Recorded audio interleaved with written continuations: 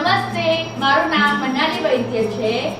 આજે આપણે સોયાબીનની રેસીપી જોઈશું. હવે આપણે આના ડ્રાય ઇન્ગ્રેડિયન્ટ્સ અને વેજીટેબલ્સ જાણીશું.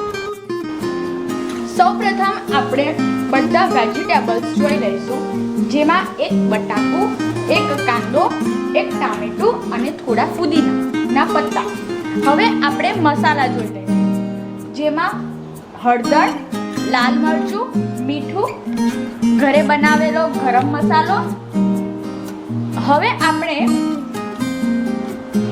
સોયાબીન જોઈ લઈશું. તો મેં એક બાઉલ સોયાબીન લીધા છે અને આદુ લસણની પેસ્ટ લીધી છે, જેમાં આદુ વધારે છે અને લસણ ઓછું છે. હવે કાંદો, બટાકો અને ટામેટું સુધારી લઈશું. બટાકા અને કાંદા સમારી લીધા છે. હવે આપણે ટામેટું સમારીશું. હવે આપણે સોયાબીનનું શાક કઈ રીતે બને છે તે જાણીશું. હવે ટામેટું, કાંદો અને બટેકું સમારાઈ ગયા છે. હવે આપણે શાક બનાવીશું. શાક બનાવવા માટે આપણે સૌપ્રથમ એક બાઉલમાં 1.5 કપ પાણી લઈશું અને ગેસની ફ્લેમ સ્ટાર્ટ કરશું.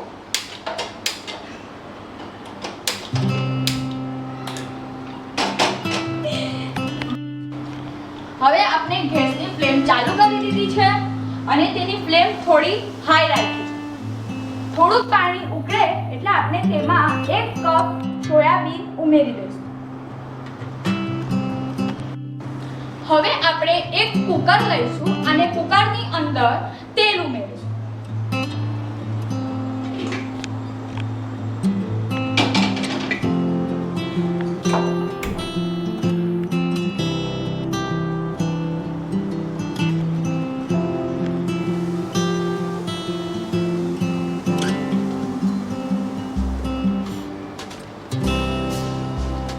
ગરમ થઈ ગયું છે.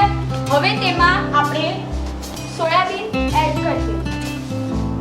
ફ્લેમ થોડી ધીરી કરવી અને સોયાબીન એડ કરવી. ત્યારબાદ આમાં 5 ચમચી જેટલું તેલ રેડવું.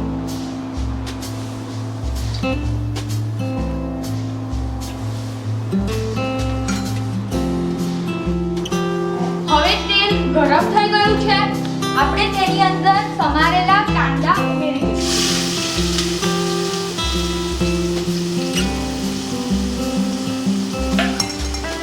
ગેસની ફ્લેમ ધીરી કરશું.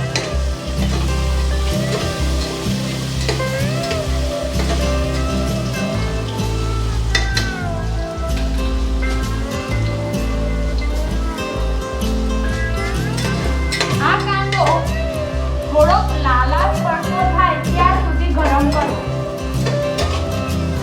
ત્યાં સુધી સોતળી દેવો. એ સોયાબીન થઈ ગયા છે તો આપણે એની ફ્લેમ ઓફ કરી દઈશું.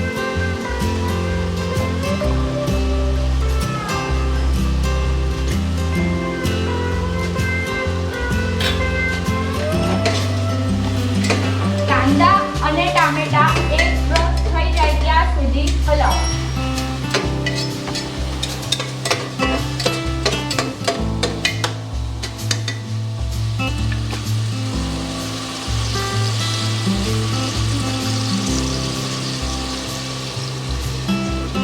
હવે આપણે તેની અંદર સમારેલા અને ધોઈ લીધેલા બટેકા એડ કરીશું.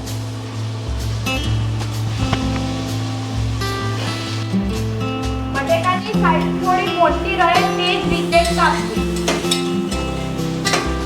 અને તેને પણ એક રસ થાય તે રીતે હલાવો.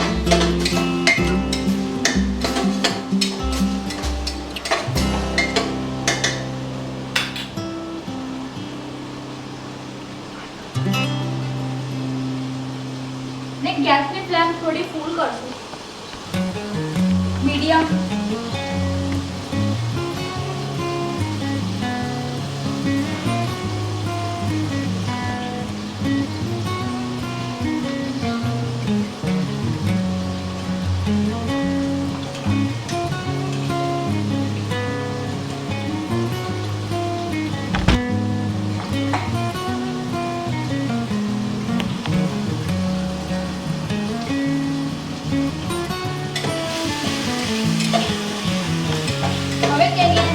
આપણે ડ્રાય ઇન્ગ્રેડિયન્ટ્સ નાખી દઈશું.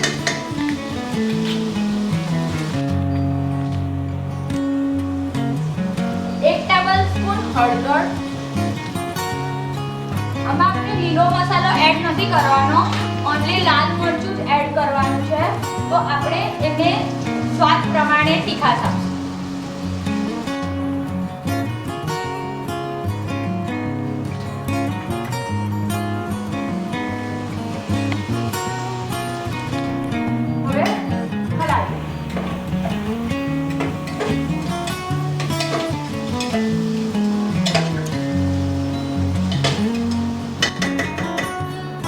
તેની અંદર આદુ લસણની જે પેસ્ટ બનાવી છે તે એડ કરશું.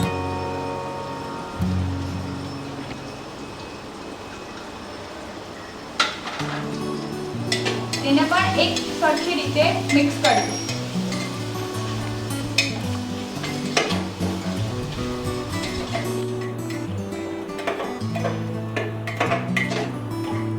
શાક એકદમ વ્યવસ્થિત રીતે મિક્સ થઈ ગયું છે. તો આપણે એની અંદર જે આ સોયાબીન ઉકાળ્યા તે આપણે એની અંદર મિક્સ કરી દઈશું. આ રીતે જારાની મદદથી પાણી બધું નિતારી ઓન્લી સોયાબીન જારાની અંદર લઈ ઉમેરશું. ફ્લેમ થોડી સ્લો રાખવાની છે.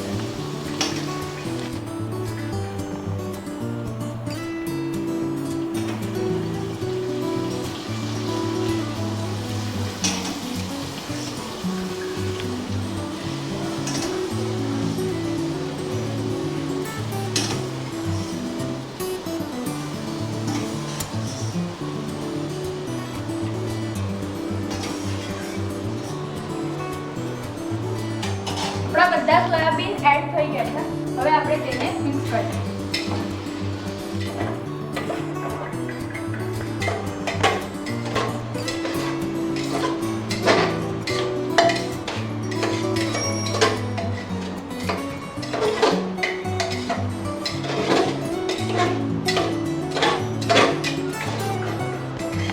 ને ફ્લેમ થોડી ફાસ્ટ કરશું.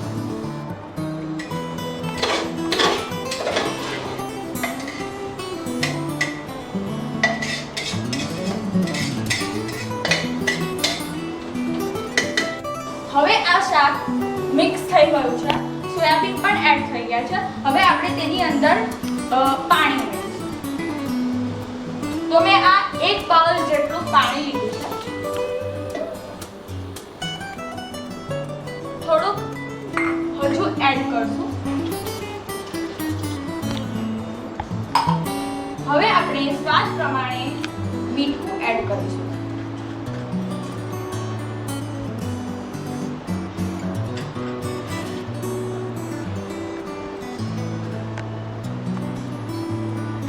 હવે આપણે તેને હલાવીશું.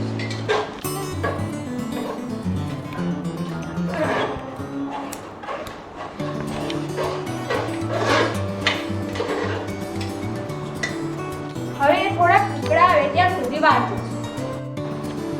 કુકરની અંદર શાકમાં થોડા ઉકળા આવી ગયા છે. ઉકળો આવવા લાગ્યો છે. તો હવે આપણે એનું ઢાંકણું વાસી દઈશું.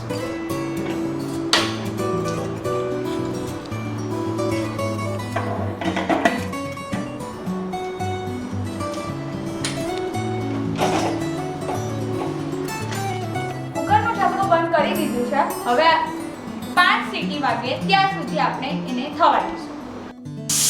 કુકરની સીટી વાગવાની શરૂઆત થઈ ગઈ છે. તો આપણે થોડી વાર જોઈ લઈએ 5 સીટી વાગે ત્યાં સુધી.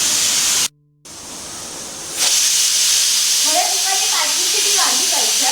તો આપણે 5મી સીટી વાગી જાય એટલે કુકરની ફ્લેમ ઓફ કરી દઈશું.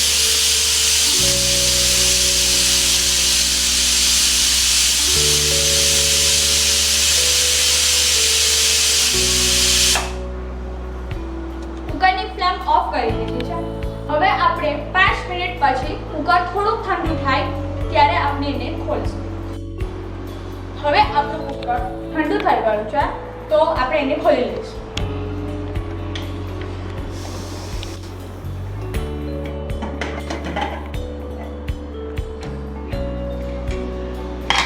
આપણે કુકર ખોલી લીધું છે.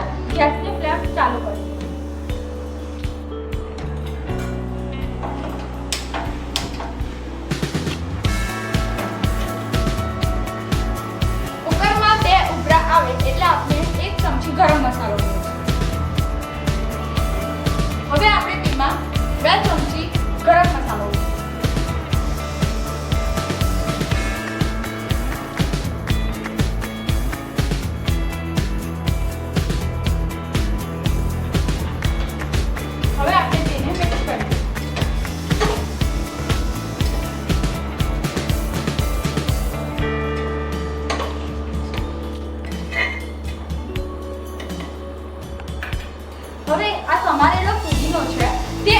એમાં એડ કરીશું.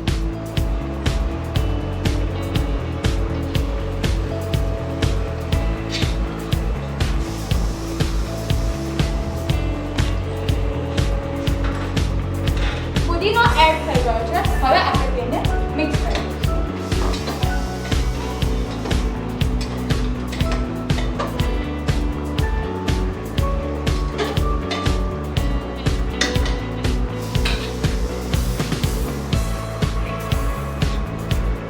હવે આપણે એક સરખો રસ થઈ જાય, ફુદીનો અને ગરમ મસાલો એક રસ થઈ જાય એટલે આપણે તેની ગેસની ફ્લેમ ઓફ કરી દઈશું અને આપણું શાક રેડી છે. હવે આપણું આ શાક એકદમ રેડી થઈ ગયું છે તો આપણે એને આ બાઉલની અંદર કાઢી દઈશું.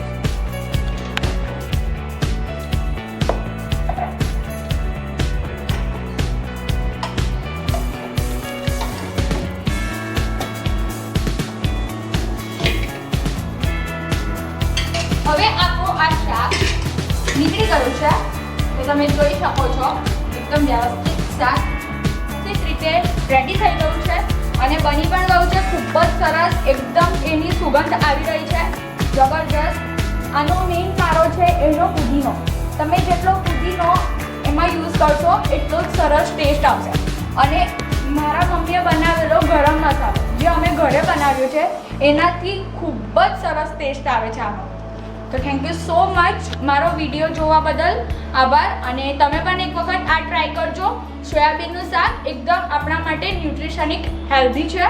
સોયાબીન આપણે ખૂબ જ આપણા હેલ્થ માટે એકદમ સારામાં સારું વસ્તુ છે, આપણી બોડી પ્રોટીન દરેક વસ્તુ માટે. Okay, thank you.